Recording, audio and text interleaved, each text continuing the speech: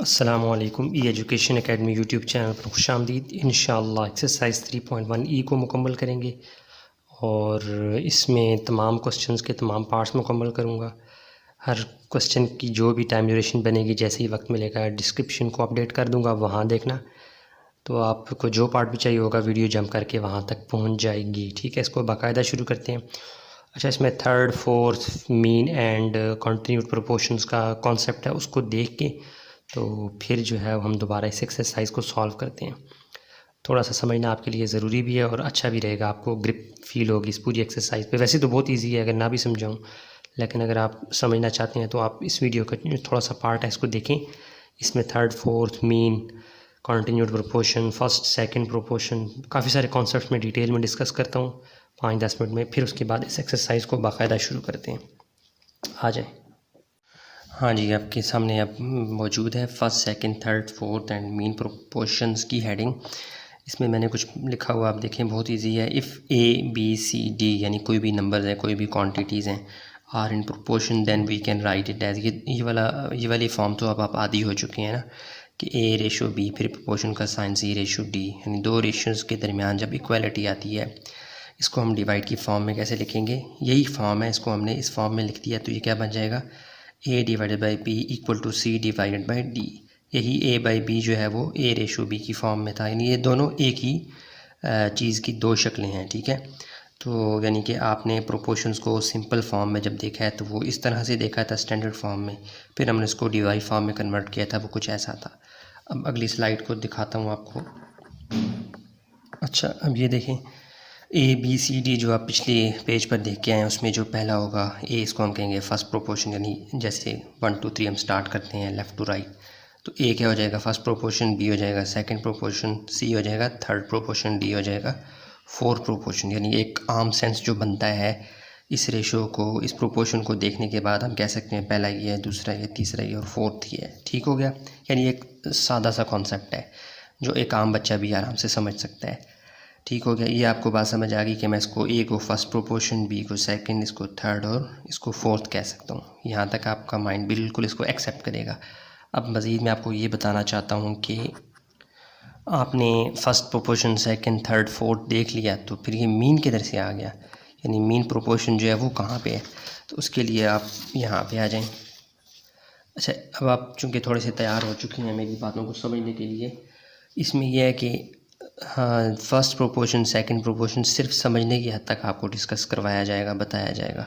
वैसे अमूमन mean, third proportion और फोर्थ प्रोपोर्शन जो है ना, ये वर्थी हैं, इनके बारे में डिस्कशन ज़्यादा होगी, इन्हीं को डिस्कस ज़्यादा किया जाएगा। ठीक है, फर्स्ट प्रोपोर्शन, सेकंड प्रोपोर्शन के बारे में एक तो वही राय है जो मैंने आपको बताई है कि ए पहला हो जाएगा फर्स्ट, बी हो जाएगा सेकंड, ये थर्ड और ये फोर्थ।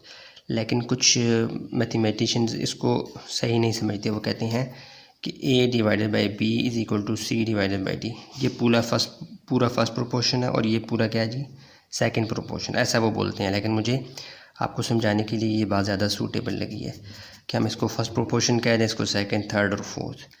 अच्छा, सेकंड अमूमन यूज़ ही नहीं होता, उसको हम डिस्कस ही नहीं करते, लेकिन समझने के लिए आपको ज़रूर उसको समझना चाहिए। तो ये जो मिडल वाले होते हैं ना दो, इनको मीन ही कहते हैं, चाहे ये सेकंड हो या थर्ड हो, इसकी पोजीशन सेकंड बन रही हो या थर्ड बन रही हो, उसको हम क्या कहते हैं, मीन प्रोपोर्शन। तो एग्जांपल्स में क्या हो जाएगा, then where is mean proportion, ये मैंने हेडिंग बनाई हुई थी। एग्जांपल्स में है कि 2:3 प्रोपोर्शन 9 7। इसमें जो सेंटर वाले होंगे हमेशा वो हमें पता है, जैसे हमने फार्मूला भी पढ़ा हुआ है, product of mean is equal to product of extreme. तो सेंटर वाले हमेशा क्या हो जाएंगे, मीन हुआ करेंगे, और साइडों वाले एक्सट्रीम्स। ठीक हो गया, फर्स्ट, सेकंड, थर्ड, फोर्थ को फ़िलहाल आप जहन से निकालें। तो अब आप और करें, मिसाल के तौर पर अगर ये फर्स्ट है, ये सेकंड है, ये थर्ड है, सेकंड और थर्ड को तो मीन खा गया, क्या मतलब, ये तो हो जाएगा मीन फर्स्ट, इसको कह लें आप सेकंड, इसी में इंक्लूड हो जाएगा ये मीन, और ये बन जाएगा क्या, थर्ड। समझ आ रही है, नहीं समझ आई कोई बात नहीं, आगे देखते हैं। ये फर्स्ट बन जाएगा, ये पूरा मीन आप इसको कह लें, या सेकंड भी इसी में जम हो जाएगा, थर्ड वाला इसके बाद आया करेगा। ये रिपीटिशंस भी हो रही है, ये भी एक बात ठीक है। खैर, इसको अब मज़ीद आगे एक्सप्लेन करता हूँ मैं, थोड़ा थोड़ा आपका जहन बन गया होगा। अब मज़ीद मैं इसको आपको बताता हूँ। ये मैंने एक और पेज बनाया हुआ है, इसमें देखें थोड़ा सा कंक्लूड किया है उन्हीं बातों को कि लेट्स कंक्लूड, इसको हम कह सकते हैं फर्स्ट, ये सेकंड, ये थर्ड और ये फोर्थ। पहला तो फर्स्ट हो गया, ये दूसरा और तीसरे की जगह पर क्या आ गया, मीन। अब ये पूरा क्या है, मीन। जब हम इसको मीन बोलेंगे ना तो सेकंड तो ख़त्म हो जाएगा, लेकिन ये थर्ड शिफ्ट हो जाएगा कहाँ पे, इधर। अब ये क्या बन जाएगा, तीसरे वाला, ये आखिरी वाला थर्ड। इसकी मिसाल ऐसे समझ लें कि अगर 4:3 प्रोपोर्शन 3 और ये 7 हो तो ये पूरा क्या बन जाएगा, मीन। इसी के अंदर सेकंड भी आ जाएगा, ये फर्स्ट मीन और ये वाला क्या हो जाएगा, थर्ड। समझ आ गई। यानी मीन की वेटेज ज़्यादा है, मीन की इंपॉर्टेंस ज़्यादा है। फर्स्ट और सेकंड प्रोपोर्शन सिर्फ आपको थर्ड और फोर्थ और मीन का कॉन्सेप्ट समझाने के लिए मैं यूज़ कर रहा हूँ, वरना ये ज़्यादा यूज़ नहीं होते हैं, हमारी टेक्स्ट बुक में तो बिल्कुल भी यूज़ नहीं हो रहे, ठीक है। तो इसलिए मैं आपको सिर्फ समझाने के लिए यहाँ तक ला रहा हूँ। अब आगे चलते हैं। एक और पेज मैंने बनाया है, सवालात हल किए हैं ताकि आपके माइंड में ज़्यादा पुख्तगी आ जाए। अब आप ये देखें, examples of understanding concept. Concept को समझने के लिए थोड़ी सी मैंने खुद से एग्जांपल्स बनाई हैं। मिसाल के तौर पर आपको 3 नंबर्स दिए जाते हैं और कहा जाता है जी फाइंड फर्स्ट प्रोपोर्शन 2, 3, 7, इन तीनों का फ़र्स्ट प्रोपोर्शन फाइंड करें। तो फर्स्ट प्रोपोर्शन को उसूल और इखलाकन कानूनन कहाँ होना चाहिए, शुरू वाले पोजीशन पे। फर्स्ट है तो पहले नंबर पर आएगा ना, तो हम इसको कह देते हैं let first proportion is equal to x. Proportion form में क्या बन जाएगा, 2 ये 3 और 7। तो फर्स्ट प्रोपोर्शन एक्स अपनी जगह पर आएगा पहले, ये पहले नंबर पर, ये दूसरे, तीसरे और चौथे। पैटर्न मुकम्मल। आगे फिर product of stream is equal to product of mean करते हुए आप इसका पूरा सोल्यूशन निकाल सकते हैं। सेकंड प्रोपोर्शन को देखें, वही नंबर्स हैं 3, इसमें कहा गया सेकंड फाइंड करें तो उसको हमने एक्स डिनोट किया। अब सेकंड किस पोजीशन पे आएगा, दूसरे नंबर पे। First, second, third, fourth. तो यही product of extreme is equal to product of mean करेंगे तो फर्दर स्टेप्स करते हुए आपका आंसर आ जाएगा। आंसर निकालना मकसद नहीं है, सिर्फ आपको कॉन्सेप्ट समझाना मकसद है। नेक्स्ट पेज आप देखें, इसमें फिर मैंने कहा जी थर्ड और फोर्थ निकालें। तो थर्ड और फोर्थ के लिए क्या करेंगे, सेम इसी इन तीनों को जब हम प्रोपोर्शन फॉर्म में डालेंगे तो तीसरी पोजीशन पर एक्स आना चाहिए। देखो 1, 2, 3, 4, इसको हमने थर्ड प्रोपोर्शन को हमेशा एक्स डिनोट कर रहे हैं, आप वाई कर दें, जी कर दें, फ़र्क नहीं पड़ता, सिर्फ एक्स बार बार यूज़ होता है इसलिए मैं कर रहा हूँ। Let third proportion is equal to x, 3, 2 और ये एक्स थर्ड पोजीशन पे 7। आगे further steps, product of extreme is equal to product of mean, multiply, divide और आंसर आ जाएगा। आंसर निकालना मकसद नहीं है, सिर्फ आपको समझा रहा हूँ कि फर्स्ट, सेकंड और थर्ड प्रोपोर्शन अगर आप माइंड में रखेंगे तो उनकी पोजीशन क्या बनती जाएगी, तीसरे नंबर पर आना चाहिए थर्ड प्रोपोर्शन को। फोर्थ को किस पे आना चाहिए, आखिर पे। Let fourth proportion is equal to X, so क्या हो जाएगा 3, 2, 7। प्रोपोर्शन की फॉर्म में जब आएंगे तो आखिर में क्या आ जाएगा, एक्स। ये उस सूरत में जब आपके पास 3 नंबर्स गिवन हो तो आपने थर्ड और फोर्थ या फर्स्ट और सेकंड को निकालना है तो कैसे निकालेंगे। लेकिन जब आपके पास नंबर्स ही 2 हों फिर आप क्या करेंगे, उसके लिए भी मैंने एक पेज बनाया है ताकि मैंने सोचा कि आपको तमाम बातों से गुजारा जाए। तो यार ये है जी page, what if only 2 values are given. क्या हो अगर सिर्फ 2 वैल्यूज़ गिवन हो, तब आप क्या करेंगे, तब आप फर्स्ट प्रोपोर्शन भी निकाल सकते हैं, सेकंड भी, थर्ड भी, फोर्थ ही निकाल सकते। कैसे, देखें 2 और 3 है तो आप इसको फर्स्ट प्रोपोर्शन को आप कह देंगे एक्स, उसको जब प्रोपोर्शन फॉर्म में लाएंगे तो आपको किसी एक को रिपीट करना पड़ेगा। एक्स क्योंकि फर्स्ट प्रोपोर्शन बन रहा है इसको पहले नंबर पर रखेंगे, 2 सेकंड पे आ रहा है तो सेकंड और आपको पता है मीन मिक्स हो जाती हैं तो हम 2 को रिपीट कर देंगे। 2 को रिपीट करना हमारी मजबूरी बन जाएगा और 3 लास्ट पे। इस तरह के चारों मिलकर एक प्रोपोर्शन की शक्ल बना देंगे। फिर हम product of extreme is equal to product of mean करते हुए आंसर निकाल सकते हैं। यानी ये उस सूरत में जब 2 वैल्यूज़ गिवन हो तो आप फर्स्ट भी निकाल सकते हैं प्रोपोर्शन। सेकंड प्रोपोर्शन पे देखिए, अब एक्स को आपने जब सेकंड कहा तो 2 तो फर्स्ट पे आ गया, अब सेकंड नंबर पे एक्स को डालना है, लेकिन एक नंबर कम है तो एक्स को फिर रिपीट करना पड़ेगा, एक्स एक्स, फिर आगे 3। समझ आ गई। ऐसे फिर आगे स्टेप्स आपको पता है। सेम अब आप देखें थर्ड प्रोपोर्शन भी निकल आएगा बड़े आराम से। जब आप थर्ड प्रोपोर्शन का एक्स कहेंगे लेट करके, उसके बाद आपको थर्ड को आखिर पे रखना पड़ेगा।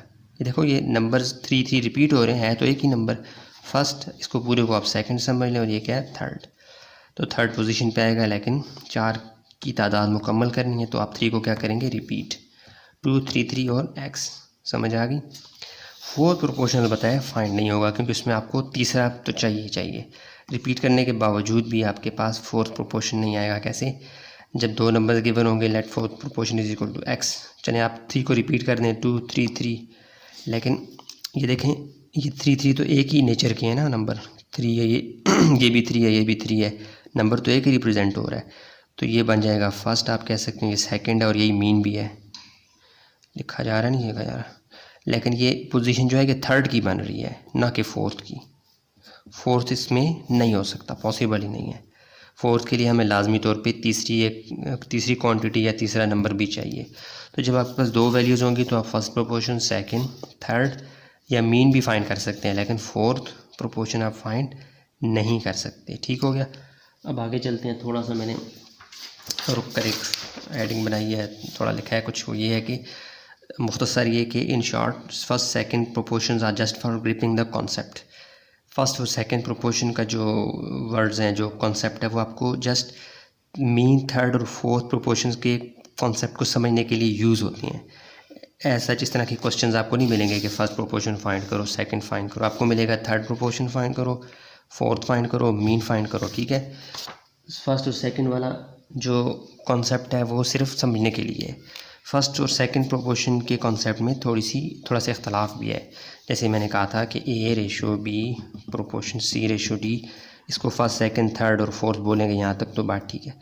कुछ लोग इसको अगर मैं डिवाइड की फॉर्म में लाऊँ, A/B=C/D, वो इस पूरे को फर्स्ट प्रोपोर्शन, इस पूरे को सेकंड प्रोपोर्शन भी कहते हैं।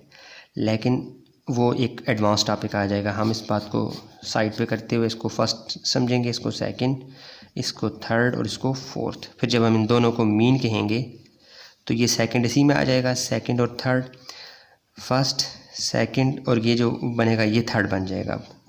फोर्थ गायब हो जाएगा। फोर्थ के लिए फिर आपको एक और नंबर लाना पड़ेगा। जब मीन आ जाएगा तो फिर सेकंड वाली कहानी ख़त्म। फर्स्ट वाली तो रहेगी, लेकिन वो हमें कोई फ़ायदा नहीं देती, हमने उसको निकालना नहीं होता। इसलिए अब आपने माइंड में सिर्फ मीन, थर्ड, फोर्थ, ये 3 कॉन्सेप्ट रखने हैं। ये आपके काम के हैं। फर्स्ट और सेकंड प्रोपोर्शन आपको जस्ट कॉन्सेप्ट समझने के लिए दिए गए थे। ठीक है, इसलिए कंफ्यूज नहीं होना, मैं ज़रा डिटेल में समझा रहा हूँ। इन short, first second proportions are just for gripping the concept and mean, third and fourth proportions are worth to discuss। ये ज़्यादा कीमती है जिनको हम डिस्कस करेंगे। तो आगे मैंने क्या किया हुआ है, फाइंड थर्ड प्रोपोर्शन, ये हो गया जी। ये हो गया। अच्छा, एक और मैंने बनाया है, वो एक कॉन्सेप्ट जो हमने अभी डिस्कस ही नहीं किया, वो है what is continued proportion. Continued proportion क्या है, ये तो हमने डिस्कस ही नहीं किया। देखें, कॉन्टीन्यूड प्रोपोर्शन नाम से ज़ाहिर है, कॉन्टीन्यू कहते हैं जारी रहना, किसी चीज़ का जारी रहना कॉन्टीन्यू कहलाता है। तो व्हाट इज़ कॉन्टीन्यूड प्रोपोर्शन, ये कोई अलग से कॉन्सेप्ट नहीं है, ये एक तरह का टेस्ट है, या आप कह लें कि एक तरह की नेचर है प्रोपोर्शंस की, जो हमने समझनी है। बाकी इसमें मीन भी आ जाता है, सेकंड, थर्ड, फर्स्ट सब प्रोपोर्शंस आ जाते हैं। वो क्या जी, if 3 quantities A, B, C are in proportion, then in proportion form we can write it as. यानी अगर सिर्फ 3 क्वांटिटीज़ हों, उनको हम कैसे लिखेंगे, A/B प्रोपोर्शन BC। B को हमने रिपीट कर दिया क्योंकि हमने प्रोपोर्शंस की फॉर्म को मुकम्मल करना था। B कहाँ रिपीट हो गया, मीन की जगह, या आप कह सकते हैं सेकंड की जगह रिपीट हो गया। B नेचर में सेकंड ही बन रहा था ना, तो इसलिए उसको हमने सेकंड भी बोला और मीन भी बोला है, सेकंड समझाने के लिए, वरना ये क्या है, मीन है। तो कॉन्टीन्यूड इन नेचर, B जो रिपीट हो रहा है ना, कॉन्टीन्यू हो रहा है फिर आगे भी, इस वजह से इसको कॉन्टीन्यूड प्रोपोर्शन कहते हैं कि पहले फर्स्ट आया, फिर सेकंड आया, फिर थर्ड आया, यानी एक रिपीटिशन है, यानी एक तसलसल है, कॉन्टीन्यू है, कॉन्टीन्यूटी ब्रेक नहीं हुई। फर्स्ट के बाद सेकंड आ गया, सेकंड के बाद थर्ड आ गया, ये एक सादा सा कॉन्सेप्ट है। और एक और इसके अंदर ये बात भी है कि B रिपीट भी हो रहा है, कॉन्टीन्यू हो रहा है, इस रेशो में भी, इस रेशो में भी। इस कॉन्टीन्यूशन की वजह से भी इसको कॉन्टीन्यूड प्रोपोर्शन कहते हैं कि फर्स्ट, सेकेंड, थर्ड एक पैटर्न बन रहा है। दूसरा ये कि B रिपीट हो रहा है, कॉन्टीन्यू हो रहा है दूसरे रेशो में, तो इसको इस वजह से भी इसको कॉन्टीन्यू प्रोपोर्शन कहते हैं। ये एक अंडरस्टैंडिंग होगी। दूसरी अंडरस्टैंडिंग क्या है, थोड़ी सी एडवांस हो, ये है कि असल में ये ऐसे भी होता है, another understanding for continued proportion. इसमें यह है कि A/B proportion BC, B is continued, ये वाला कॉन्सेप्ट तो आप समझ आए हैं। एक और इसमें ये भी होता है कि ये जो प्रोपोर्शन है ये आगे जारी होती है, यानी इसका एक पैटर्न ऐसे बन रहा होता है कि उसके बाद B के बाद C रिपीट हो रहा है, C के बाद D रिपीट हो रहा है, आगे जाता ही जाता है। मिसाल के तौर पर ये देखिए आप, A/B, यहाँ तक तो आपने समझा हुआ है ना, यहाँ तक एक आपका प्रोपोर्शन बना हुआ था, उसके बाद आगे ये मज़ीद भी रिपीट हो रहा है, यानी यहाँ से लेकर फिर यहाँ से लेकर यहाँ तक एक और जो है ना वो प्रोपोर्शन बन रहा है, फिर आगे ये मतलब ये सिलसिला जारी है, आगे कॉन्टीन्यूड है। यानी ये थोड़ा सा एडवांस मैंने आपको बता दिया। तो कॉन्टीन्यूड प्रोपोर्शन में ये वाला कॉन्सेप्ट भी इन्वॉल्व होता है। इसलिए जब आपके लिए तो यहाँ तक बहुत है कि A/B जब रिपीट हो रहा हो, B के बाद C आ रहा तो आप समझ जाएंगे वो क्या है, कॉन्टीन्यूड प्रोपोर्शन। छोटा सा एक इसका पोर्शन है, हम वो हल करेंगे और इसको आगे लेकर चलेंगे। चलेंगे, ये काफ़ी ज़्यादा डीप हो गया। अब हम चलते हैं बाकायदा से एक्सरसाइज की जानिब। अच्छा जी, अब ये देखें हम बाकायदा क्वेश्चन नंबर 1 की जानिब आ चुके हैं। वो कह रहा है फाइंड द थर्ड प्रोपोर्शन। तो थर्ड प्रोपोर्शन में हमेशा आपको 2 नंबर्स गिवन होंगे, तो आपने सबसे पहले जाके सॉल्यूशन में जाके लेट करना है थर्ड प्रोपोर्शन को। आप नाम दे दें XYZ, कुछ भी दे दें, तो हम चूँकि ज़्यादा एक्स दे रहे होते हैं तो एक्स ही देंगे, ठीक है। तो अब इसको आपने प्रोपोर्शन की फॉर्म में डालना है। कैसे, मैंने आपको बताया था 3/6, ये तो आपको बन जाएगा ना। इसको अब आपने प्रोपोर्शन की फॉर्म में लाना है। यहाँ पे 2 रेशो कोई ना कोई आएंगी, तो वो कैसे आएंगी, x तो लाजमी आएगा, इधर आएगा या इधर आएगा, लेकिन आपको x को लास्ट पे रखना है क्योंकि आपको थर्ड प्रोपोर्शन निकालना है। तो आपने ये सेकंड वाले को रिपीट कर देना है हमेशा। थर्ड प्रोपोर्शन में आपने 2 नंबर्स जो गिवन होंगे, सेकंड वाले को आपने रिपीट में लाना है। तो ये बन जाएगा ऐसे 3 6 को रिपीट किया और x, ठीक है। रेशो की फॉर्म बन गई, इसको आप डिवाइड की फॉर्म में लाएँ। सो यहाँ पे डाल दें बेशक। सो ये बन गया। तो डिवाइड की फॉर्म में क्या हो जाएगा 3/6। आप इसको product of extreme is equal to product of mean वाली फॉर्म बना के, वो वाला फार्मूला, वो वाली बात का ऐलान करके भी इसको कर सकते हैं, लेकिन ये डिवाइड की फॉर्म में मुझे ज़्यादा सहूलत महसूस होती है और आगे सवाल थोड़े से इस तरह के बनेंगे कि हमें ला मोहला डिवाइड की फॉर्म बनानी ही पड़ेगी। तो वो ये मुझे ज़्यादा ईजी लगता है। आपको अगर वो ईजी लगता है तो वहाँ से गुजर के आएंगे तब भी ये फॉर्म बन जाएगी एक स्टेप बाद, ठीक है। तो इन डिवाइड फॉर्म क्या हो जाएगा 3/6, ये वाला साइन चला जाएगा इक्वलिटी में 6/x। शुरू में देखें लेफ़्ट साइड से आपने घुसना है, 3 पहले है, यहाँ 3 ऊपर, यहाँ पे 6 पहले 6 ऊपर, समझ आ गई। अच्छा, अब आपने क्या करना है, x को अकेला करना है, x यहाँ डिवाइड हो रहा है, वहाँ जाके मल्टीप्लाई, ये 6 यहाँ डिवाइड हो रहा है, वहाँ जाके मल्टीप्लाई, 3x से मल्टीप्लाई होगा 3x इक्वल टू 6 6 36, 3 यहाँ मल्टीप्लाई हो रहा है, वहाँ जाके डिवाइड, 3 1 3 2 4, तो ये बन जाएगा x इज इक्वल टू 12। ये आपका आंसर आएगा। कितना इजी है, ठीक है, इसमें कोई ज़्यादा समझाने वाली बात है ही। अब आपने क्या करना है, थर्ड प्रोपोर्शन इसका भी फाइंड करना है। अब आपने इसकी शक्ल से घबराना नहीं है कि ये p, ये ब्रैकेट में b माइनस क्यू, क्यों, ये एक नंबर है समझ लो पूरा ब्रैकेट में, और ये अलग से एक नंबर है, जो इसका वज़न है वो ये इसका भी है। तो आपने क्या करना है, इसमें रिपीटिशन की ज़रूरत नहीं, जैसे मैं कहता था ना सोल्यूशन लिखने के बाद रिपीट करें, यहाँ पे रिपीटिशन की ज़रूरत नहीं है, डायरेक्ट शुरू हो जाए आप। लेट थर्ड प्रोपोर्शन, यार समझ जाना, इक्वल टू क्या है जी x। सो क्या हो जाएगा, ये बन जाएगा प्रोपोर्शन की फॉर्म में ऐसे, काम हट जाएगा p माइनस क्यू। अब आप बताएं क्या करना है। मैंने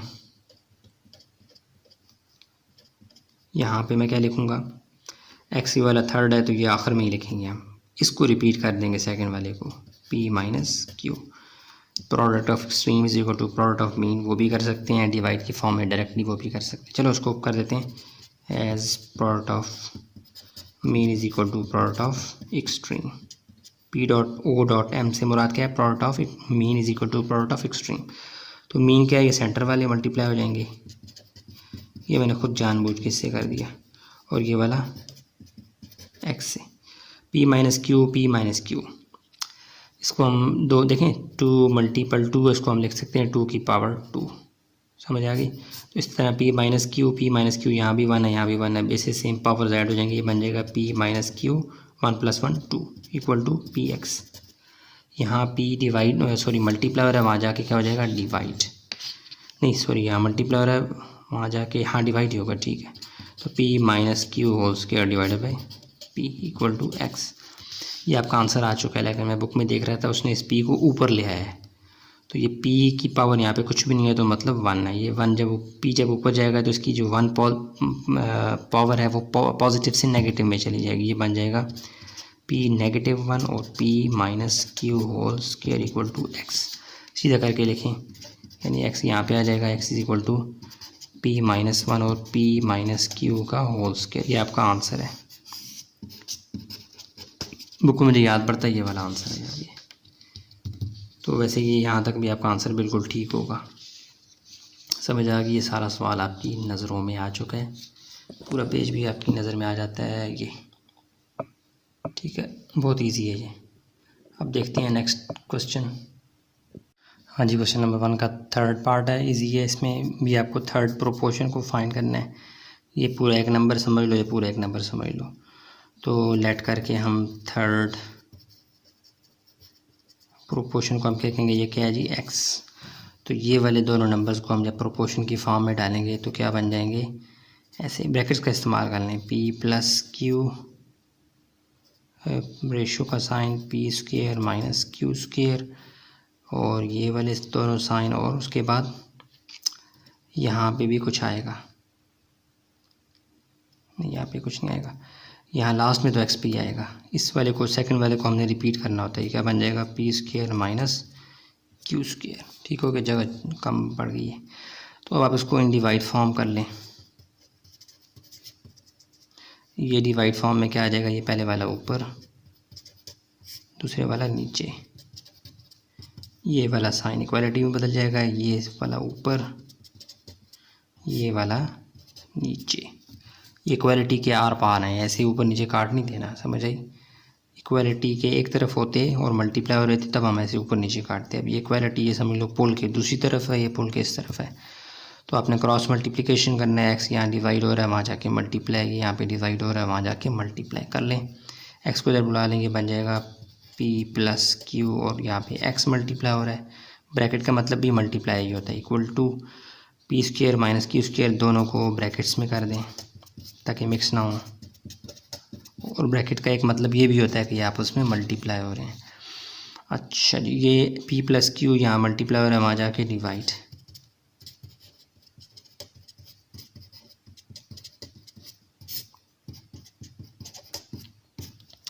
ये फॉर्म बन कीजिए आपके पास। अब आगे यहाँ पे जगह बहुत है हमारे, यहाँ आ जाए।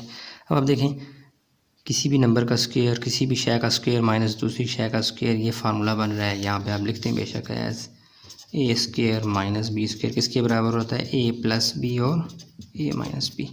सो यहाँ पे ये फॉर्म कैसे बन जाएगी, एक्स इज़ इक्वल टू, इसमें से किसी एक को तोड़ लें, दोनों को तोड़ लें तो भी चलेगा, लेकिन किसी एक को तोड़ लें, ये बन जाएगा P square minus Q square. ये वाली फॉर्म बनी हुई है तो आप इसको लिख सकते हैं P plus Q P minus Q. तो आप यहाँ पे लिखें P plus Q P minus Q, और ये इसको ना खोलें, आप इसको ऐसे ही रहने दें। खोल भी लें तो भी कोई फ़ायदा नहीं है, आखिर में फिर जोड़ना पड़ेगा आपको।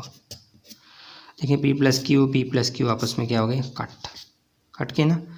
तो अब आप क्या कर दें इसको, x is equal to p minus q p square minus Q square. ये आपका एक तरह से क्या आ गया, आंसर। अच्छा कि जो आपका आंसर है ना, ये भी परफेक्टली बिल्कुल ठीक है। यहाँ तक अगर आप रोकते हैं तो भी आपका आंसर परफेक्ट है, ठीक है। लेकिन अगर आप इसको मज़ीद सॉल्व करना चाहें तो भी हो सकता है। बुक में मैंने देखा है अभी, तो वहाँ पे एक तो ये आंसर भी दिए हुए और एक और आंसर भी दिए हुए कि आप ये कर लें या वो कर लें। तो जो लोग यहाँ तक रुकना चाहें तो बिल्कुल 100% उनका आंसर एक्यूरेट है। लेकिन अगर किसी के दिल में ये आ रहा है कि इसको मज़ीद भी हम वो वाली फॉर्म बनाना चाहें जो बुक में आ रही है, एक तो ये भी आपका आंसर है, ठीक है। इसको हम लिख देते हैं, ये भी आंसर है। हम इसको मज़ीद आगे ले जाते हैं और एक और आंसर भी निकाल सकते हैं बुक वाला। बुक में जो दो आंसर आए ना, दोनों हम निकाल लेते हैं। चलो, x equal to p minus q, इसको भी अगर खोल लें तो ये क्या बन जाएगा, पी प्लस क्यू और ये P minus q. P minus Q आपस में क्या है, रिश्तेदार, करीब कर लें, और ये पी प्लस क्यू। अच्छा, अब देखें पी माइनस क्यू दोनों एक जैसे हैं, 2 मल्टीपल 2 हो तो क्या आप लिख सकते हैं 2 का स्क्वायर। सेम ये भी एक ब्रैकेट है, ये भी एक ब्रैकेट है, पावर क्या है 1 1, बेसिस सेम पावर्स क्या हो जाएंगी, ऐड। तो ये बन जाएगा p minus q whole square, और ये वैसे का वैसा। तो ये भी एक आंसर है, एक आंसर ये और एक आंसर ये, दोनों ही ठीक है। यहाँ तक आके रुक जाएँ तो भी बिल्कुल 100% सही है, यहाँ आके रुक जाएँ तो भी आपकी मर्ज़ी। तो ये दोनों आंसर हैं, ठीक हो गया। तो ये बुक में दोनों थे, मैंने दोनों ही करवा दिए। ये देख लें, दो आपको रिलेशंस दिए गए थे, रिलेशन तो नहीं कहेंगे, दो नंबर आप कह लें दिए गए थे। इनकी शक्ल से आपने खौफज़दा नहीं होना कि ये पी प्लस क्यू, ये पी अलग है क्यू अलग है, नहीं। ये प्लस की कौन के साथ जुड़ा हुआ, मतलब ये सारा एक है, ये सारा एक है।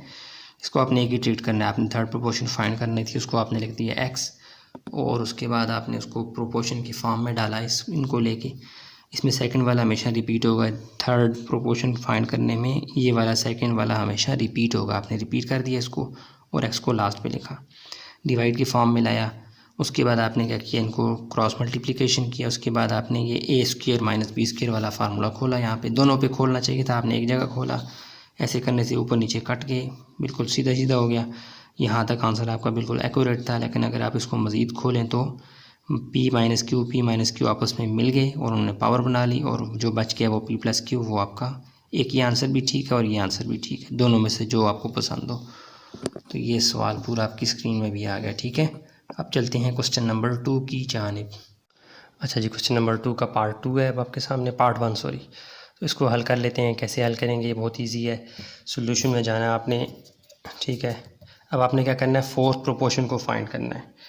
तो फोर्थ प्रोपोर्शन को कैसे फाइंड करना है, उसके लिए आप कर देंगे लेट करें फोर्थ प्रोपोर्शन, आगे आप पूरी लिख लेना स्पेलिंग प्रोपोर्शनल की कितनी है, उसको हम क्या कहेंगे, लेट्स सपोज करेंगे वो क्या है जी एक्स।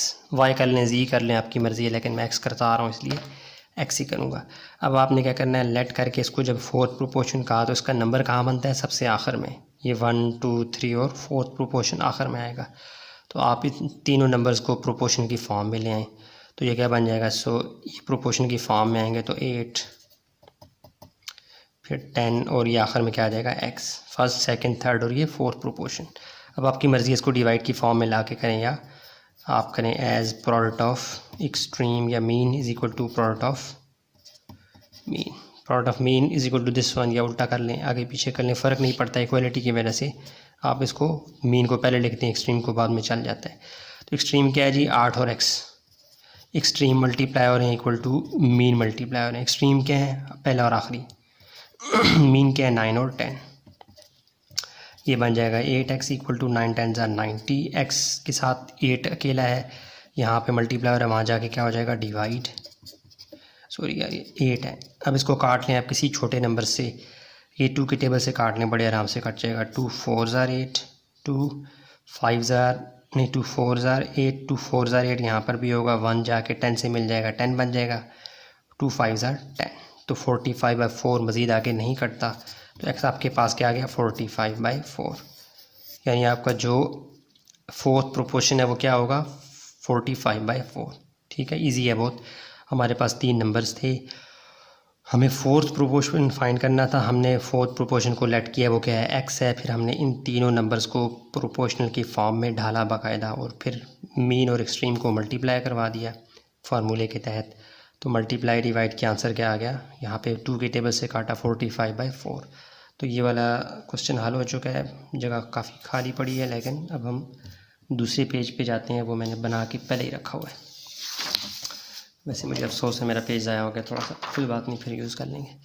अच्छा, इसमें यह है कि ये exercise find fourth proportion of question number 2 का पार्ट 2 है। इसमें क्या करना है, सेम वही काम करना है, सोल्यूशन में जाके लेट करना है फोर्थ प्रोपोर्शनल क्या है जी, ये आ जाएगा आपके पास एक्स, वाई कर लें, जी कर लें, आपकी मर्ज़ी है।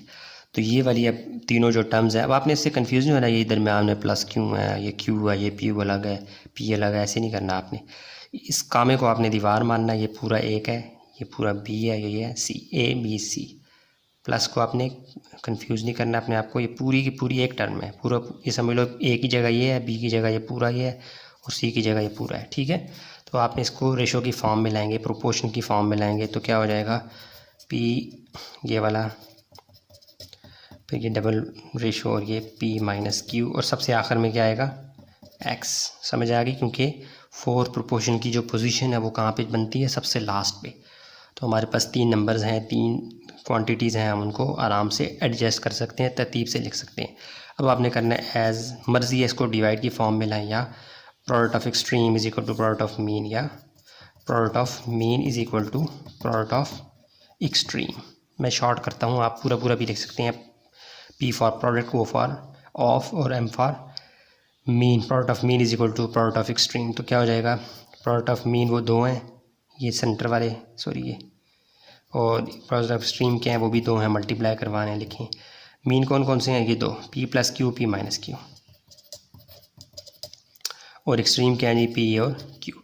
मल्टीप्लाई के लिए मैं जानबूझ के ब्रैकेट्स का इस्तेमाल इसलिए करता हूँ ताकि गलती की गुंजाइश न रहे, क्योंकि अक्सर एक्स होता है और एक्स और ये मल्टीप्लाई दोनों लड़के मिक्स कर देते हैं बच्चे, इसलिए मैं जानबूझ के ना ब्रैकेट्स को प्रेफर करता हूँ। ये देखने में भी इजी रहता है और गलती की गुंजाइश इसमें कम से कम होती है। तो मल्टीप्लाई कर दें, इसको ऐसे ही रहने दें, पी प्लस क्यू, इसको आखिर में जाके सेट कर देंगे, इक्वल टू पी एक्स हो जाएगा। अब ये पी यहाँ मल्टीप्लाई हो रहा है, वहाँ जाके क्या हो जाएगा, डिवाइड, बल्कि P plus Q, P minus Q, आप देखें फार्मूला है कौन सा, ए प्लस ए माइनस बी, ए प्लस बी किसके बराबर होता है, ए स्क्वायर माइनस बी स्क्वायर। तो आप इसको लिख सकते हैं P square minus Q square, ये वाली फॉर्म बनी हुई है, हमने उसकी जगह क्या लिख दिया, ये वाली फॉर्म। तो p square minus Q square equal to ये पी एक्स, पी यहाँ मल्टीप्लाई हो रहा है, वहाँ जाके क्या हो जाएगा, डिवाइड, यार यहाँ पे आ जाओ, बल्कि एक स्टेप कर लो, P square minus Q square divided by P equal to X, ठीक हो गया।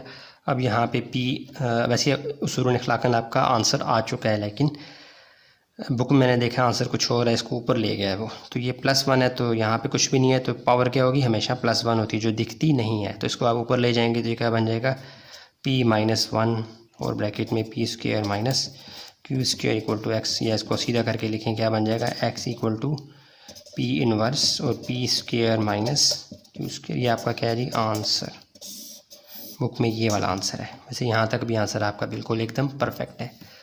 तो ये सवाल बहुत इजी है, सब आपके सामने है, देख लें दोबारा।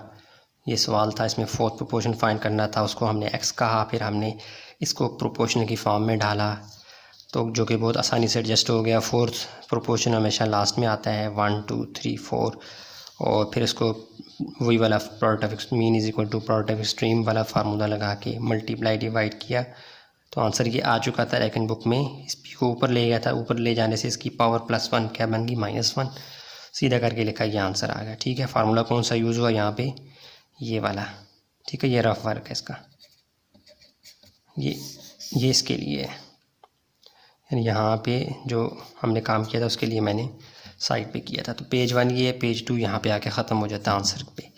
अब चलते हैं क्वेश्चन नंबर 2 का पार्ट 3। हाँ जी, ये देखें क्वेश्चन नंबर 2 का पार्ट 3। इसको भी अब हमने कैसे करना है, सोल्यूशन में जाके, एक मिनट यार मार्कर चेंज करने दो मेरे को। सोल्यूशन में जाके आपने क्या करना है, इसको लेट करना है, फोर्थ प्रोपोर्शन क्या है जी, x, ये आप हमेशा लेट करेंगे। उसके बाद आपने ये करना है, ये तीनों जो क्वांटिटीज़ हैं या टर्म्स हैं, जो भी बोल लें, ये आपने पूरी एक समझनी है, ये दूसरी और ये थर्ड। कंफ्यूज नहीं होना ये प्लस क्यों है, ये पावर में क्यों है, ये सिर्फ आपको खौफनाक दिख रही है। आपने इस पूरे को ए ट्रीट करना है, इस पूरे को बी, इस पूरे को सी। तो अब आप क्या करेंगे, a/b/c वाली फॉर्म बनाएंगे, a/b प्रोपोर्शन c/x, क्योंकि फोर्थ प्रोपोर्शन लास्ट पे आता है, तो उसको प्रोपोर्शन के फॉर्म में लाएंगे तो क्या बन जाएगा, t+1 फिर t², तरतीब वही है चलानी है। इसके बाद आप ये प्रोपोर्शन का साइन डालते हैं, फिर t3, फिर आखिर में लास्ट में कौन आएगा, x। पहला ये, दूसरा ये, तीसरा ये, चौथा प्रोपोर्शन ये। ठीक हो गया। अगर यहाँ पे मीन वाली जगह पे ये t² रिपीट होता तो हम इस पूरे को एक ही ट्रीट करते, फिर ये फर्स्ट, ये सेकंड और ये थर्ड प्रोपोर्शन बनता। ठीक है, तो यहाँ पे ऐसा नहीं है, यहाँ पे तीनों क्वांटिटीज़ डिफरेंट हैं। ये देखो, ये इससे मुख्तलिफ है, ये इससे और ये इससे। अगर इन दोनों में से कोई एक सेम होती तो फिर ये हम फोर्थ प्रोपोर्शन फाइंड ना कर सकते, हम कौन सा फाइंड करते हैं, थर्ड। तो फोर्थ के लिए ज़रूरी है कि तीन क्वांटिटीज़ जो आपको गिवन हो, तीनों यूनिक हों, तीनों डिफरेंट हों। आगे चलते हैं, product of extreme is equal to product of mean. ठीक है, क्या हो जाएगा, as product of extreme is equal to product of mean. तो क्या है जी, ये सेंटर वाले और या साइडों वाले मल्टीप्लाई हो जाएंगे। एक्सट्रीम क्या है, मल्टीप्लाई करो, मीन क्या है, मल्टीप्लाई करो। एक्सट्रीम क्या है, t+x, t+1 और x, और t² और t³ ठीक हो गया। अब आपने क्या करना है, x यहाँ ही रहेगा, t+1 वहाँ जाके डिवाइड हो जाएगा, यहाँ मल्टीप्लाई, वहाँ जाके डिवाइड। ये t² t³ basis same multiply हो रहे हैं, इसलिए बेसिस सेम, पावर्स क्या हो जाएंगी, ऐड 2+3, और यहाँ पे क्या आ जाएगा, t+1, जगह बड़ी आगे आ जाए, x is equal to t⁵ आ जाएगा, और ये बन जाएगा t+1। t+1 को अगर मैं ब्रैकेट करूँ, इसके ऊपर पावर क्या है, कुछ भी ना हो तो +1 होती है। ये ऊपर चली जाएगी तो क्या बन जाएगी, इक्वल टू टी की पावर 5 और t+1 और होल पावर -1। मुझे लगता है बुक में आंसर यही है, रुको देख लूँ फिर बाद में आप लोग कमेंट करते हो आंसर नहीं है, किधर गया, हाँ बिल्कुल यही आंसर है। ठीक है, तो ये यहाँ तक आंसर आपका ठीक था, लेकिन उसने बुक में ये आंसर दिया है, तो आप इसको नीचे से, ये +1 दिखेगा नहीं, जब भी कोई नंबर कोई भी शय उसकी पावर कुछ भी ना हो तो क्या होती है, +1 होती है। तो ये ऊपर ले जाने से ये +1 अब क्या बन जाएगी, -1, और माइनस का साइन आपको दिखाना पड़ता है, इसलिए मजबूरन मुझे ये लिखना पड़ा। ठीक है, बहुत इजी है, 3 टर्म्स दी गई थी, चौथी प्रोपोर्शन आपको फाइंड करनी थी, उसके लिए हमने लेट किया, x किया, इसको प्रोपोर्शन की फॉर्म में डाला, ये बन गया, ये वाला फार्मूला लगाया, product of extreme is equal to product of mean, values डाली, t² t³ ये एक जैसी बेसिस थी, पावर सेम थी, तो मल्टीप्लाई भी हो रही थी, तो आपस में ऐड हो गई पावर्स, और ये t+1 यहाँ डिवाइड हो गया, यहाँ t+1 की पावर कुछ भी नहीं है तो 1 होगी, 1 को ऊपर ले गए, t+1 को ऊपर ले गए तो पावर क्या बन गई, -1। ये हमारा आंसर आ गया। अब चलते हैं क्वेश्चन नंबर 3 की जानिब। अच्छा जी, क्वेश्चन नंबर 3 पार्ट 1 और पार्ट 2 आपके सामने, इसको हल कर लेते हैं। बहुत ईजी है, find the mean proportional of, दो नंबर्स दिए गए हैं और आपको कहा जा रहा है कि मीन फाइंड करो। आपको पता है मीन कहाँ पे होता है, सेंटर में होता है। सबसे पहले वही काम आप करेंगे, सोल्यूशन में जाके लेट करेंगे, मीन प्रोपोर्शनल क्या हो जाएगा, इक्वल टू x। सो ये वाली फॉर्म क्या बन जाएगी, मीन में कन्वर्ट, सॉरी प्रोपोर्शन में कन्वर्ट हो जाएगी, लेकिन मीन की पोजीशन की जगह क्या आएगा, x। आपको पता है मीन कहाँ पे होता है, जैसे a ratio b ratio proportion c ratio d है, तो ये वाली पोजीशन किसकी होती है, मीन की। इट मीन्स कि इस दफ़ा x यहाँ पर भी आएगा और यहाँ पे भी आएगा, मजबूरी है हमारी। तो इसका मतलब क्या हुआ, 5 और 6 एक्सट्रीम पर चले जाएंगे, तो क्या हो जाएगा, 5 6, 5 और 6 कोनों पे चले गए और सेंटर में क्या आएगा, x और x। समझ आ गई। तो आपने वही काम करना है, as product of extreme is equal to product of mean. तो ये हो जाएगा, ये मल्टीप्लाई इससे हो जाएगा, ये इससे, तो एक्सट्रीम इक्वल टू मीन का प्रोडक्ट। एक्सट्रीम क्या है जी, 5 6, और मीन क्या है जी, x और x। 5 6 30 equal to x²। ठीक हो गया यार, ये मुझे जो मिस्टेक हो गई, ये 6 नहीं है, 16 है, तो ये 16 है। ठीक है, तो ये यहाँ पे मुझसे थोड़ी सी मिस्टेक हो गई है, अब मैंने दुरुस्त कर लिया, ये 16 है। तो ये 5 16 मल्टीप्लाई करवाएंगे, आपके पास आ जाएगा, किधर गया, 80 इक्वल टू, साफ़ करके लिख दिया। तो अब आपने क्या करना है, taking under root on both sides. यार मुझे लगता है थोड़ी सी जगह और चाहिए होगी, चलो ऐसे कर लेते हैं। तो ये क्या हो जाएगा, 80 के ऊपर भी आ जाएगा और x² के ऊपर भी आ जाएगा। ठीक है, स्क्वायर और अंडर रूट तो कट जाएंगे, ये तो पता है, लेकिन इसको सीधा करके लिखते हैं आप,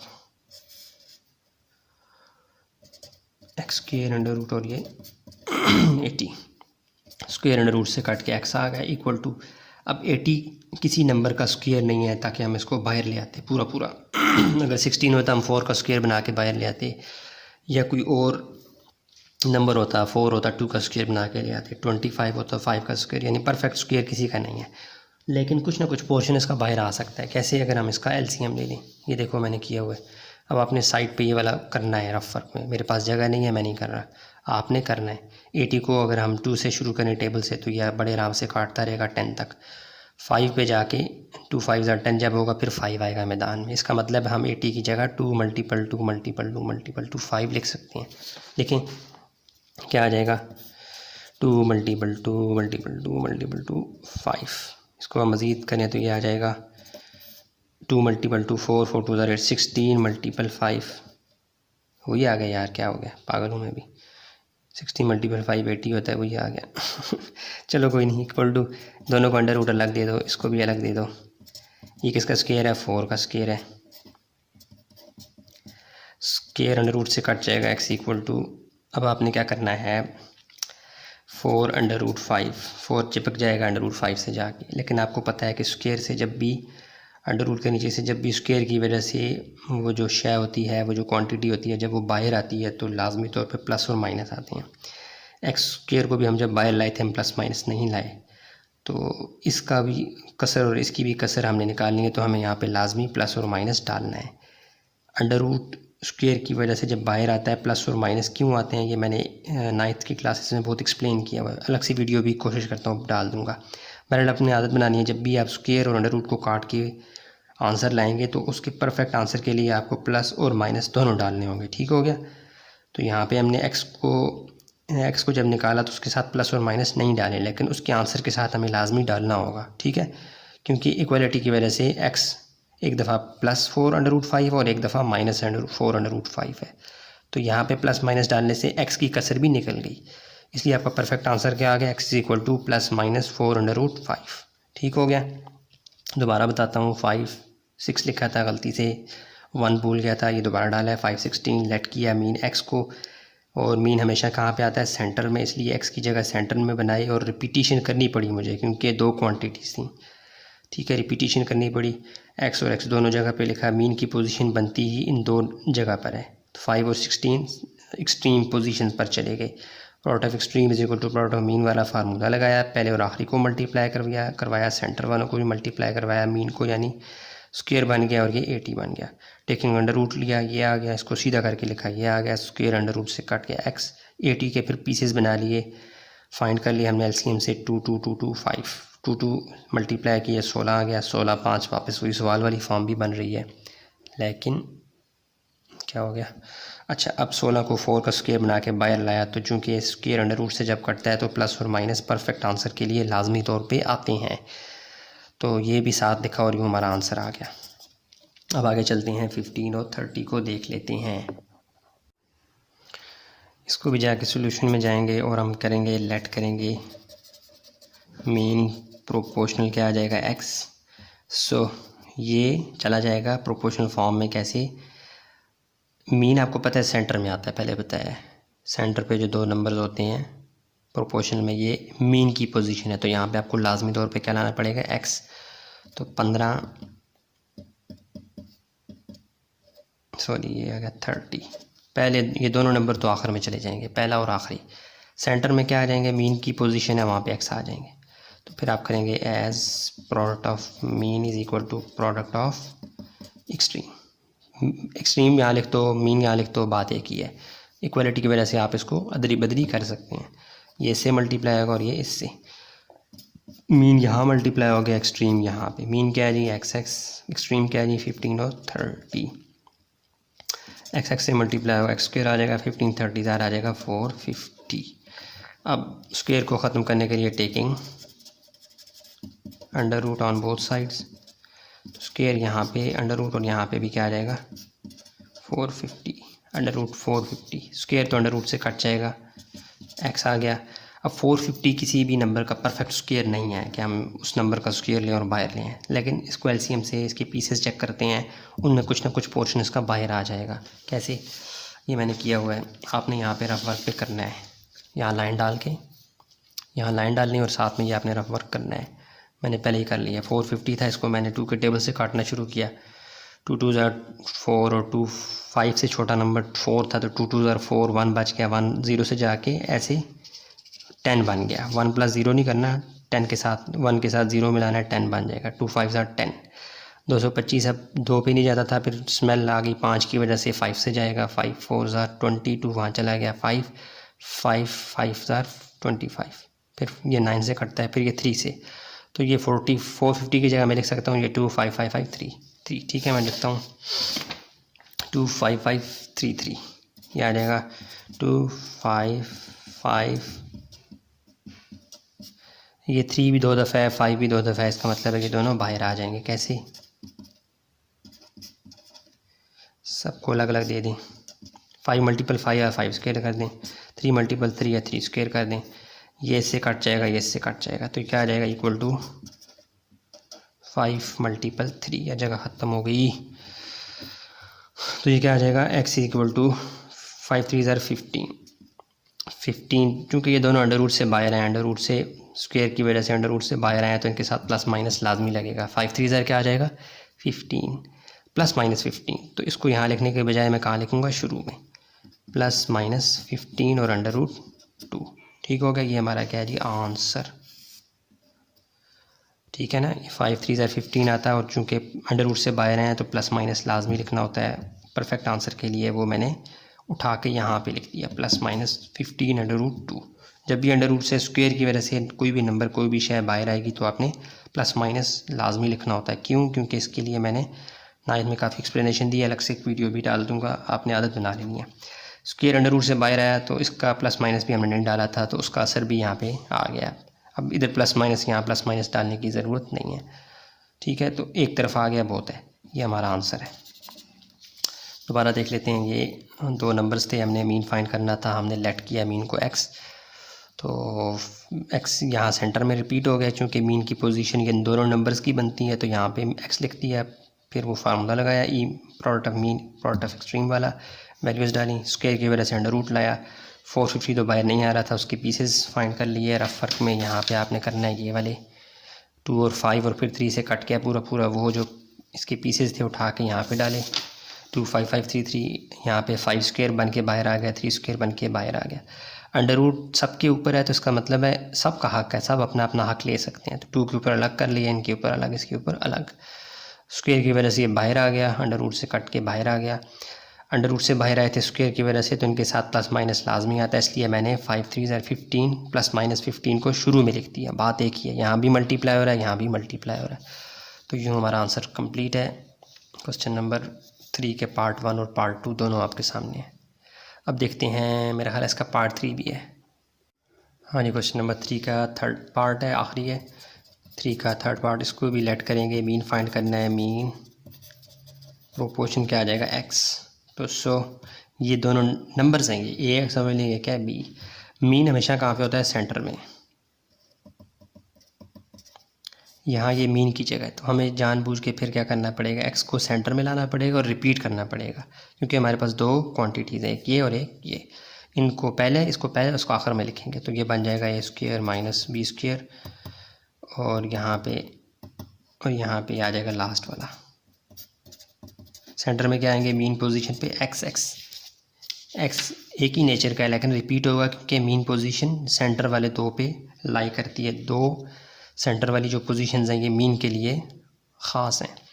अब आप करेंगे एज करके प्रोडक्ट ऑफ वही वाला, mean is equal to product of extreme.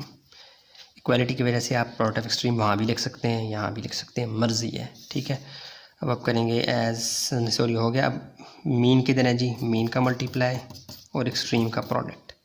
Mean क्या है जी? x, एक्सट्रीम क्या है जी? a माइनस बी, ये स्क्वायर और a प्लस बी और a minus b. A square minus b square का फार्मूला आपको पता है, a plus b, a minus b होता है। x से मल्टीप्लाई होगा, एक्स स्क्वायर इक्वल टू ये बन जाएगा a plus b, a minus b. ठीक है, और ये multiply by a plus b और ये a minus b. a minus b क्या हो गया? कट। a plus b. देखें, a प्लस बी मल्टीप्लाई हो रहे हैं, 2 मल्टीपल 2, हम इसको लिख सकते हैं 2 का स्क्वायर। ठीक हो गया, तो ये a प्लस बी दो दफ़े हैं तो मैं इसका स्क्वायर बना दूंगा। ठीक हो गया, अब आगे आ जाएं, जगह नहीं है। Taking square root on both side, क्योंकि ये पावर 2 को ख़त्म करने के लिए छुरी कौन सी है? ये b dot S both sides, x square के ऊपर b और इसके ऊपर b, अंडर रूट आ गया। स्क्वायर अंडर रूट से कट के स्क्वायर अंडर रूट से कट के x इक्वल टू, एक्स का आंसर चूँकि ला रहे हैं अब इसको परफेक्ट बनाना है। जब भी स्क्वायर की वजह से अंडर रूट से वैल्यू बाहर आएगी, परफेक्ट के लिए आप क्या डालेंगे? Plus minus. तो यह आपका क्या आएगा जी? Answer x equal to plus minus a plus B. ये भी स्क्वायर से बाहर आया, लेकिन चूँकि ये हम फाइंड कर रहे हैं इसलिए यहाँ पे प्लस माइनस नहीं डालना, सिर्फ एक तरफ डालने से वो चीज़ काफ़ी हो जाती है। x की वैल्यू आपने फाइंड करनी है, वो क्या है? Plus minus a plus b. एक तरफ डाल दिया, ओके, दूसरी तरफ डालने की ज़रूरत नहीं है। फाइंड वैसे भी हमने सिर्फ x ही करना है, ना कि माइनस x। तो x equal to plus minus a plus b. पूरा क्वेश्चन आपके सामने बहुत इजी था, देखने में खौफनाक लग रहा था लेकिन इजी है। ये एक नंबर, ये दूसरा नंबर। फॉर्म क्या है? ये बनानी है, a ratio b plus double ratio c d. तो हमने इसको x सपोज किया, मीन को x, और फिर ये वाली दोनों फॉर्म क्या बन गई? ये वाली पहले नंबर पे, या आखिरी नंबर पे, क्योंकि मीन की पोजीशन डबल बनती है, सेंटर वाले दो नंबर मीन होते हैं, इसलिए x को रिपीट करना पड़ा। फिर ये फार्मूला लगाया, वैल्यूज़ डाली, काटा कूटा, ए प्लस बी दोनों एक जैसे थे, रिपीट हो रहे थे, मल्टीप्लाई भी था, तो 2 मल्टीपल 2 को अगर हम 2 स्क्वायर लिख सकते हैं तो इसको भी स्क्वायर की फॉर्म में लिख सकते हैं। इसका मतलब ये है कि ये 2 दफ़ा मल्टीप्लाई हो रहा है। ऐसा करने से हमें स्क्वायर रूट लेने के बाद काटने में आसानी हुई और ये बाहर आया स्क्वायर रूट से प्लस माइनस के साथ। एक्स के साथ नहीं लिखना क्योंकि एक्स की वैल्यू यहाँ पे है, उसके साथ आ गया तो एक्स के साथ भी एक तरह से आ गया। एक्स की 2 वैल्यूज़ आ गई, प्लस में भी और माइनस में भी। तो अब चलते हैं लास्ट क्वेश्चन नंबर 4 के पार्ट्स को देख लेते हैं। चलें जी, क्वेश्चन नंबर 4 का फर्स्ट पार्ट है find the value of unknown involve in the continued proportion. Continue proportion को मैंने शुरू में डिस्कस कर लिया है कि वो क्या होता है। ये उसमें कंसेप्ट तो ये है कि सेंटर वाला रिपीट हो रहा होता है, ये भी कंटिन्यूटी होती है कि वो एक रेशो और दूसरी रेशो के दरमियान रिपीटिशन में आ रहा होता है। एक ये भी कॉन्सेप्ट, और दूसरा ये है कि ये फर्स्ट प्रोपोर्शन है कि सेकंड है और ये थर्ड है, एक तसलसल है, कंटिन्यूटी है। इस वजह से भी इसको कंटिन्यूड प्रोपोर्शन कहते हैं। बाकी ये कोई अलग से प्रोपोर्शन की नस्ल नहीं है जो आपको कंफ्यूज करे। ठीक है, तो अब आपको अगर पिछले सवाल आते हैं तो ये भी बहुत आसानी से आ जाएंगे। सिर्फ आपने इन सवालों में क्या करना है, सेंटर वाला जो अननोन, देखो ना ये कह रहा है अननोन फाइंड करो, अननोन इसमें क्या है, पी है। तो आपको क्वेश्चन नंबर 4 के 3 ही पार्ट्स मिलेंगे, तीनों में जो अननोन है वो सेंटर में है, और सेंटर में होने की वजह से हम इसको रिपीटिशन में ले आएंगे, यानी ये किस में चला जाएगा, मीन में। तो आपने एक तरह से मीन फाइंड करना है। सॉल्यूशन में जाएं, इसको अब आपने लेट नहीं करना कि लेट अननोन बी एक्स, क्योंकि ऑलरेडी वो उसने मेंशन किया हुआ है कि ये 2p क्या है, ये p क्या है, अननोन है, इसको आपने फाइंड करना है। तो आपने करना है इसको इन प्रोपोर्शन फॉर्म, यहाँ से आप आगाज़ कर दें। यानी आपका सवाल प्रोपोर्शन में कैसे आ जाएगा, 6:2p। अब आप कहेंगे कि 24 अगर यहाँ पे लिखा तो यहाँ पे क्या लिखेंगे। आपने ऐसे करना ही नहीं है, आपने ये करना है कि 2p को रिपीट करना है हमेशा, सेंटर में है, और ये इसको मीन पोजीशन में आप ले आएंगे। ऐसे करने से आप 24 को लास्ट पे लिखते हैं। अब आपका प्रोपोर्शन, यार एक मिनट यार, थोड़ा गला ख़राब हो गया था। अब क्या करना है, आपने लास्ट क्या बात कर रहा था कि सेंटर में जो भी अननोन होगा क्वेश्चन नंबर 4 के तमाम पार्ट्स में, उसको आपने रिपीटिशन में लाना है, वो मीन पोजीशन पे आएंगे। ठीक है, तो अब आपने product of extreme is equal to, या मीन कर लें, equal to product of extreme. तो ये आ जाएगा मीन का मल्टीप्लिकेशन और एक्सट्रीम। मीन क्या है, 2p, और यहाँ पे क्या आ जाएगा 6 और 24। 2p क्या हो जाएगा, 2 2 ज़ार 4, और ये क्या आ जाएगा p से p² इक्वल टू 6 24 से मल्टीप्लाई होगा 144। 4 क्या मल्टीप्लाई हो रहा है, वहाँ जाके क्या हो जाएगा, डिवाइड। तो ये कट रहा है जी, किससे, 2 के टेबल से बड़े आराम से कट रहा है। 2 2 ज़ार 4, 2 7 ज़ार 14, 2 2 ज़ार 4। तो आगे फिर काट लेते हैं, p² इक्वल टू 72/2, फिर काट रहा है 2 1 ज़ार 2, 2 3 ज़ार 6, और 1 चला जाएगा 2 से 2 6 ज़ार 12। तो p² क्या आ गया आपके पास, 36। टेकिंग अंडर रूट ले लें, स्क्वायर को ख़त्म करना है, तो p² के ऊपर भी अंडर रूट, 36 के ऊपर भी under root, square under root से कट गया। p इक्वल टू 36 आपको पता है कि इसका स्क्वायर होता है 6 का, ये भी कट जाएगा। p इक्वल टू, आपको पता है जब भी अंडर रूट से नंबर बाहर लाएंगे उसके साथ परफेक्ट आंसर के लिए आपको प्लस और माइनस लिखना है, तो ये प्लस माइनस 6, ये p आ जाएगा। ठीक हो गया। क्वेश्चन क्या था जी, find unknown involve in the continued proportion. कहता है मैं आपको 3 नंबर दे रहा हूँ, उसमें एक अननोन वेरिएबल होगा, मुझे उसकी वैल्यू निकाल के दो। नंबर 3 दे रहा है, ये नहीं कह रहा है मीन निकालो, थर्ड फोर्थ, कुछ भी नहीं बोल रहा। लेकिन अब आपने पुराने तजर्बे को यूज़ करना है। आपने जस्ट जो नंबर जो अननोन आपको सेंटर में मिलेगा उसको आपने रिपीटिशन में लिख देना है, वो मीन पोजीशन पे आएगा। प्रोपोर्शन फॉर्म 2p रिपीट हो गया, बाकी आपका पूरी वैल्यूज़ कवर हो गई। Product of mean, product of extreme, values डाली, काटा कूटा, स्क्वायर अंडर रूट डाला, 36 6 का स्क्वायर है, और जब भी स्क्वायर अंडर रूट से बाहर आएगा प्लस माइनस आपने लाजमी डालना है, वो डाला, आंसर आ गया। ठीक है, अब चलते हैं क्वेश्चन नंबर 4 का पार्ट 2। चलें जी, क्वेश्चन नंबर 4 का पार्ट 2 है। सवाल जो है वो बुक पे देख लें, वो लिखा हुआ है जी, find unknown involve with the continued proportion. Continued proportion से मुराद क्या है कि वो आपको मैंने शुरू में बहुत एक्सप्लेन किया है। बस आपने क्या करना है, इसमें टी को जो अननोन होगा सेंटर में, पी ओ टी ओ जो भी हो, आपने उसको रिपीटिशन में लाना है, यानी आपने एक तरह से मीन फाइंड करना है। क्या करना है आपने, मीन फाइंड करना है। तो आप लिखेंगे लेट वेट कुछ नहीं करना, आप इन प्रोपोर्शन फॉर्म में इसको ले आएँ। 78 तो यह आ जाएगा 7 और 8 आखिर में टी रिपीट हो जाएगा। जस्ट ये करना है आपने, ठीक है। और कोई हल नहीं है आपके पास, इसको आखिर में नहीं लेके जाएंगे।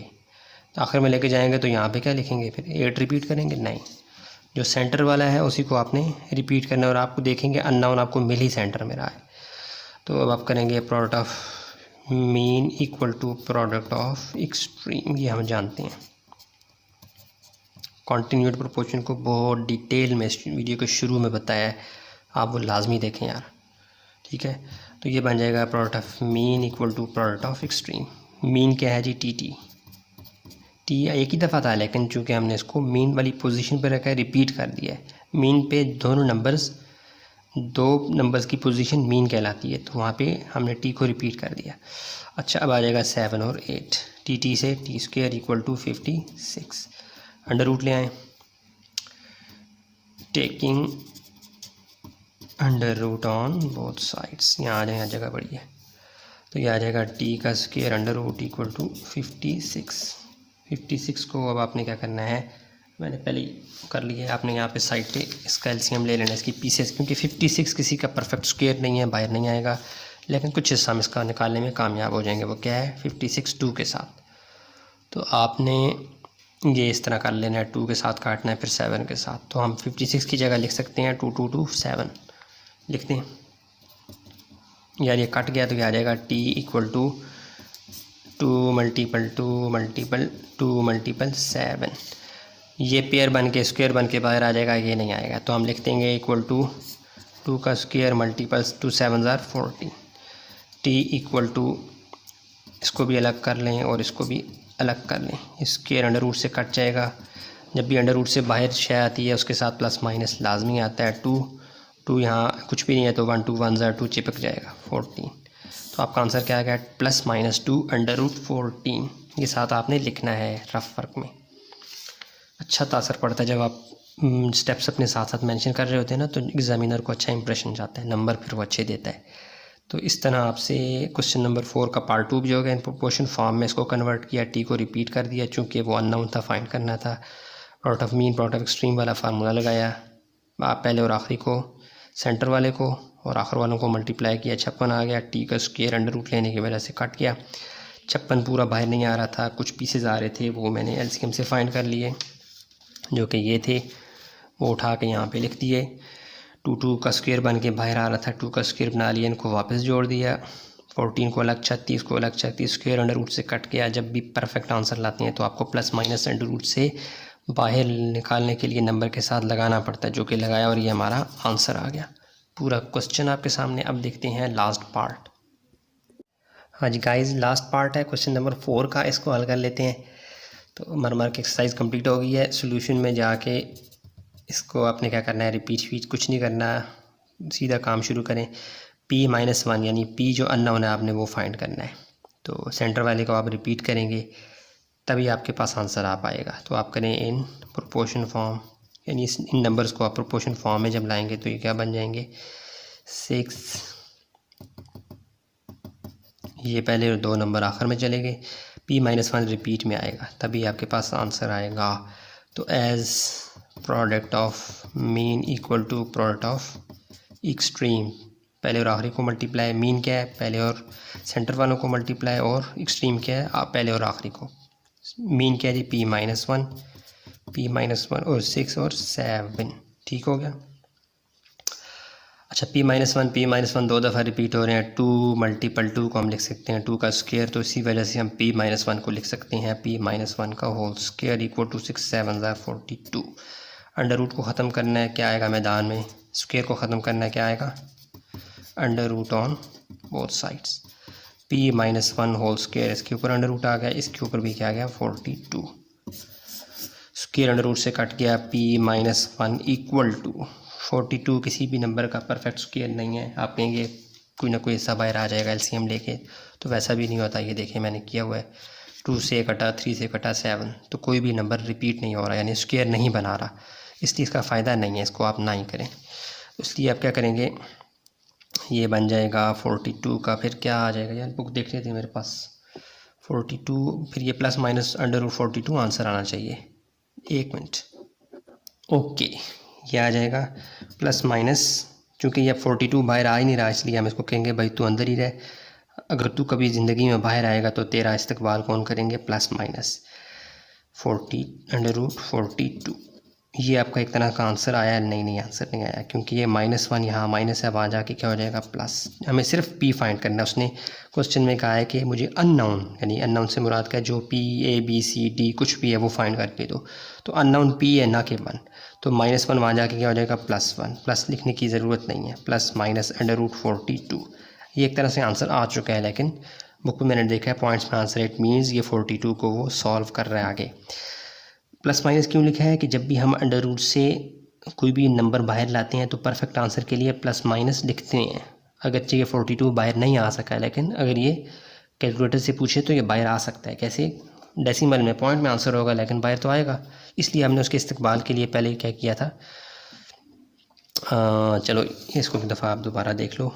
ये 1 प्लस माइनस √42 से मुराद क्या है, ये 1 एक दफ़ा प्लस 42 के साथ और एक दफ़ा, यानी P की 2 वैल्यूज़ आ गई हैं प्लस माइनस की वजह से, 1 माइनस √42। तो आपने क्या करना है, 1 प्लस √42। आप कैलकुलेटर से पूछें सीधी तरह, बाहर तो आ नहीं रहा था। एक मिनट यार, ये लो यार, इधर तो अंडर रूट है ही नहीं, इधर कहीं होगा, खुल जा यार, एक मिनट में चेंज करके लाऊं यार, मेरा कैलकुलेटर ख़राब हो गया, मैंने फिर ये ऑनलाइन ही निकाला है। इसमें क्या किया था मैंने, ये अंडर रूट वाला साइन है, ये इसको क्लिक करके 42 की आंसर क्या आएगा 6.480 समथिंग, बड़ा सा आंसर है, हमने जस्ट लिखना है 6.48, 2 नंबर उठा लेते हैं, क्या आ जाएगा 6.48 प्लस में और एक दफ़ा क्या आ जाएगा 1 माइनस 6.48। तो जस्ट इसमें प्लस करना है, इसमें माइनस करना, आंसर आ जाएगा। तो ये 0 कहाँ से करूँ मर यार, रुको, यानी दूसरी वेबसाइट मैंने खोल लिया। मैंने क्या किया था, अंडर रूट 42 किया, आंसर क्या आएगा 6.480 समथिंग, 6.48, जस्ट 2 नंबर्स उठा के लिखे। अब मैं क्या करूँगा, 6.48 में प्लस करूँगा, 6.48, तो ये 7.48 आ जाएगा, ये तो इजी है, 7.48। अब क्या करूँगा मैं, 6.48 में से यानी माइनस कर लूँगा 1, तो ये आ जाएगा 5.48, क्योंकि माइनस का साइन बड़े नंबर के साथ, तो ये आ जाएगा P इज़ इक्वल टू -5.48। यार आपके पास कैलकुलेटर होगा वहाँ से करना, मेरा कैलकुलेटर ख़राब है, मोबाइल पे था नहीं साइंटिफिक, तो मुझे ऑनलाइन जाना पड़ा। ठीक है, तो ये हमारे पास P के दोनों आंसर्स आ चुके हैं, हमारा आंसर ठीक है, ओके। अब इसको रिपीट कर लेते हैं एक दफ़ा। ये हमारी एक्सरसाइज कंप्लीट है।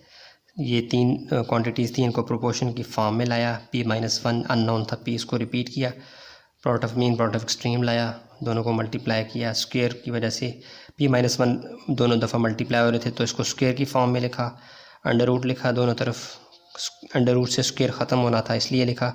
42 को मज़ीद नहीं किसी नंबर में कन्वर्ट किया जा सकता कि कुछ हिस्सा उसका बाहर आता है, इसलिए 42 एज इट इज़ लिखा।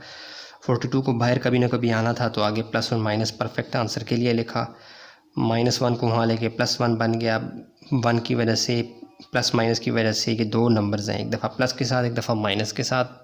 यहाँ तक हमारा आंसर आ चुका था लेकिन बुक में उसने यहाँ तक ले गया था, तो 42 को अंडर रूट लिया, कैलकुलेटर से पूछा, ये आया, इसमें प्लस किया, इसमें माइनस किया, आंसर आ गया। ये हमारे 2 आंसर हैं, ये भी आंसर है और ये भी आंसर है। क्वेश्चन नंबर 4 का पार्ट 3 कंप्लीट होते ही एक्सरसाइज 3.1E कंप्लीट है। अब नेक्स्ट इंशाल्लाह एक्सरसाइज 3.2 है गालिबन, वो शुरू करेंगे। ठीक है, ओके, पसंद आता है लाइक करें, सब्सक्राइब करें, शेयर करें, दोस्तों को बताएं, दुआओं में याद रखते हैं। मिलते हैं नई वीडियो में, अल्लाह हाफिज़।